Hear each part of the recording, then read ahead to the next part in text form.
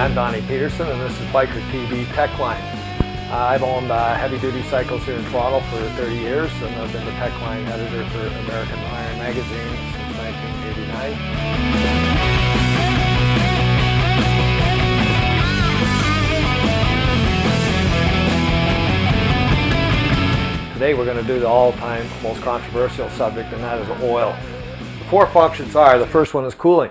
Oil takes heat that's generated from the moving parts of the engine and takes it away to be dissipated elsewhere into the air on an air-cooled engine.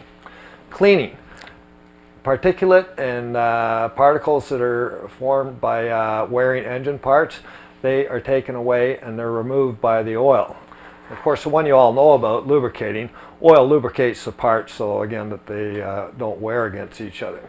Sealing is a lesser known function of oil, and a seal cannot work unless it has a fine film of oil on it. So another function of oil is to enable a seal to do its job and keep the oil inside the engine. Now this is an Evolution cylinder used from 1986 to actually the present as an Evolution flat top piston. It's very smooth, and the parts where the piston runs inside the cylinder, again, very smooth.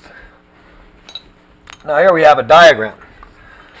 So we have the piston in the cylinder. When you look under a microscope, it really looks like this. It's not smooth. So when an engine breaks in, these parts, they must rub against each other until they become smoother. And this is what break-in actually is.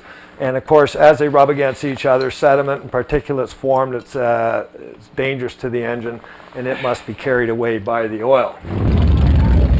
How often should we change the oil on our bike?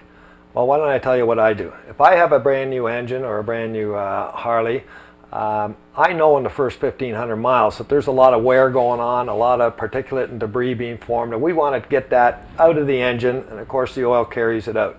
So I change my oil, say after 50 miles, after 250 miles, 500 miles, 1,000 miles, 1,500 miles, engine's broken in, then I go to the normal interval period recommended by your manual. Synthetic oil is better than fossil oil once the engine is broken in, and there's no discussion about this. It is better, it is better, it is better. Now there's certain conditions that you have to change your oil more often. Suppose you're riding on gravel roads, dusty roads, on a sand beach, in salt air. These are all situations where the oil is going to get bastardized and it's going to become dirty fast, and it needs to be changed more often. If you let your bike idle a lot because you like the chug-chug of the exhaust or you want to listen to your stereo, you have to change your oil more often because it's an air-cooled engine. Air's not cooling it, therefore the oil's heating up, you have to change it. Of course, if you're letting your bike idle, you probably won't care about changing your oil either.